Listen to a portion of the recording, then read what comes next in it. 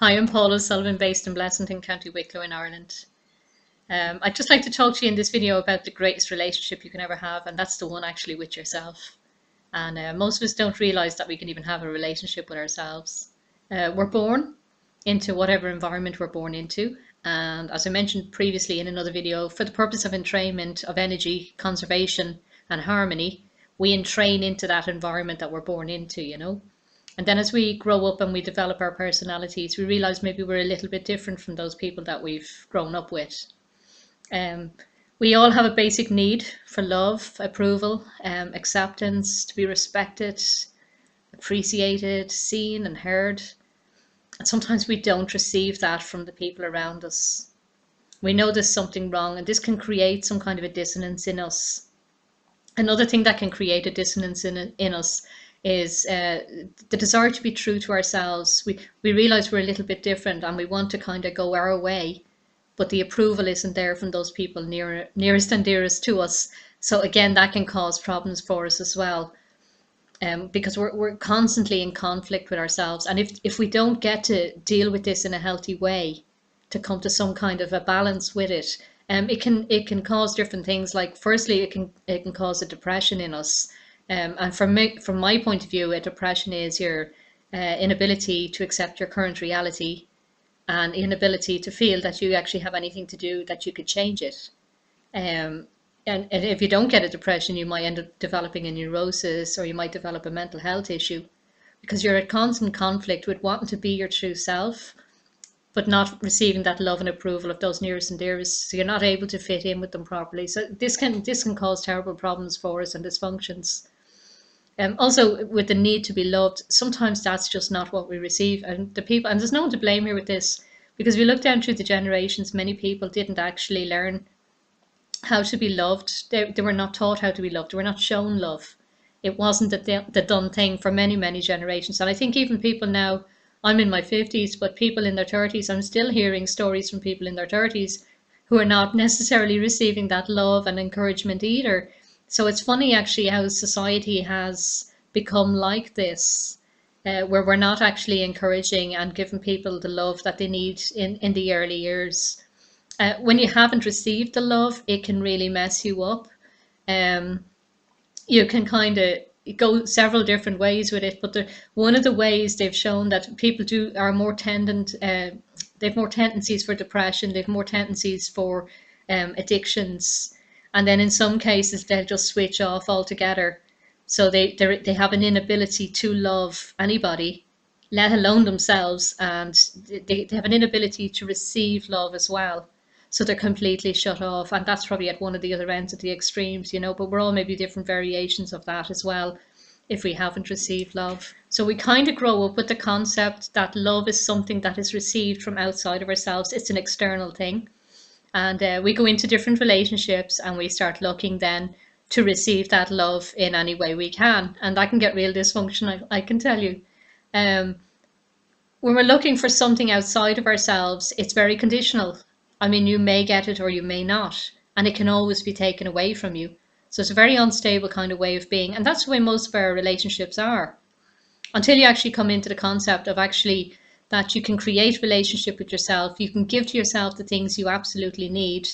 And then when you meet another person, you give them what you can give them. And hopefully if they're in a state of awareness like you, that they can give you what they have to give. And the two of you are adding to each other's happiness and love, rather than each of you seeking to fill the void that you have within you of something that you're missing or never received in your life. And this is a powerful practice. I'm always talking about powerful practices.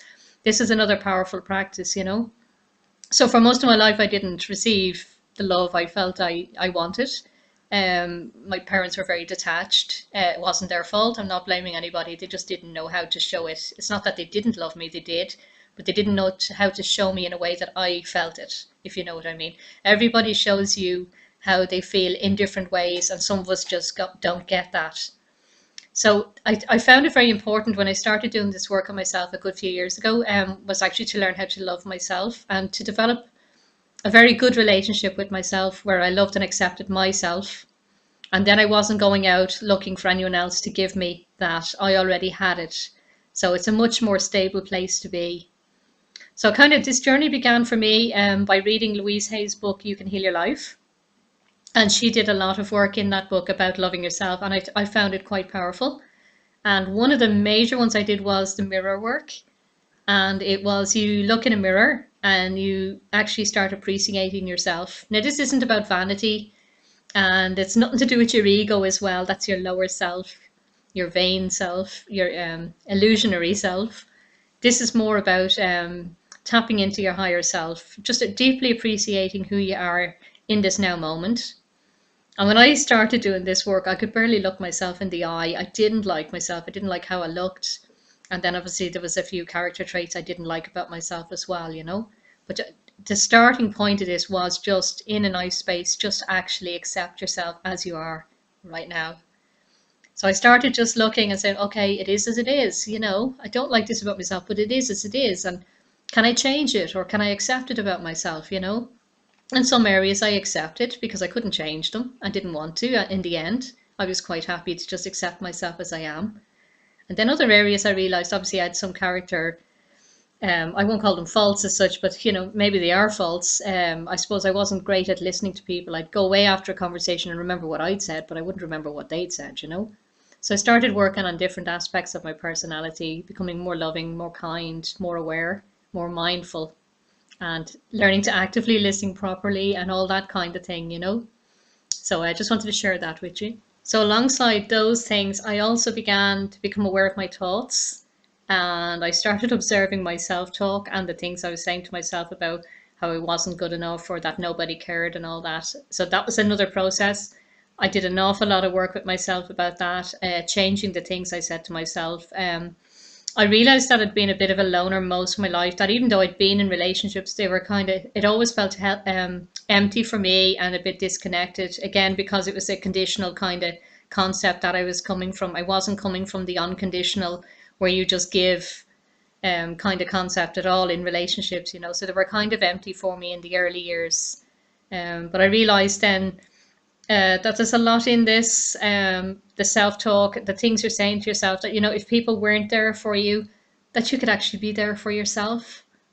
You know, that, you know, I was beating myself up. I became aware of all the different horrible things I was saying to myself in my mind. So I started changing all that and becoming my own best friend.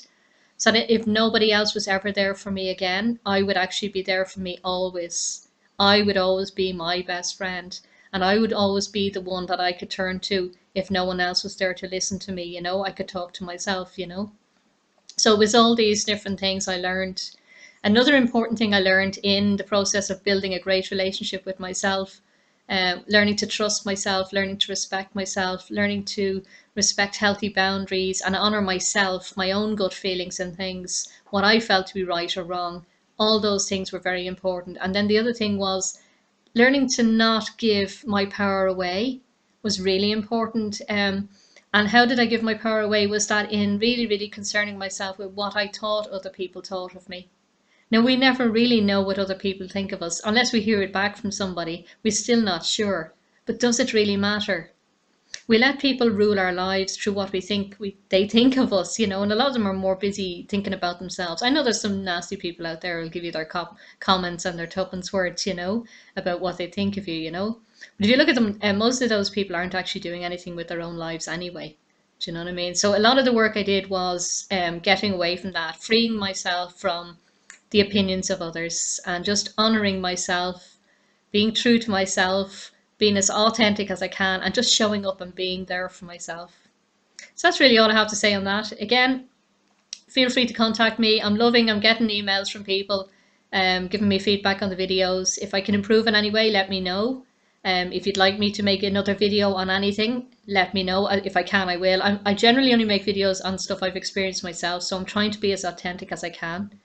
And again, I love comments, I love likes, I love shares, so feel free to continue. Thanks very much again for listening. Do appreciate that so much.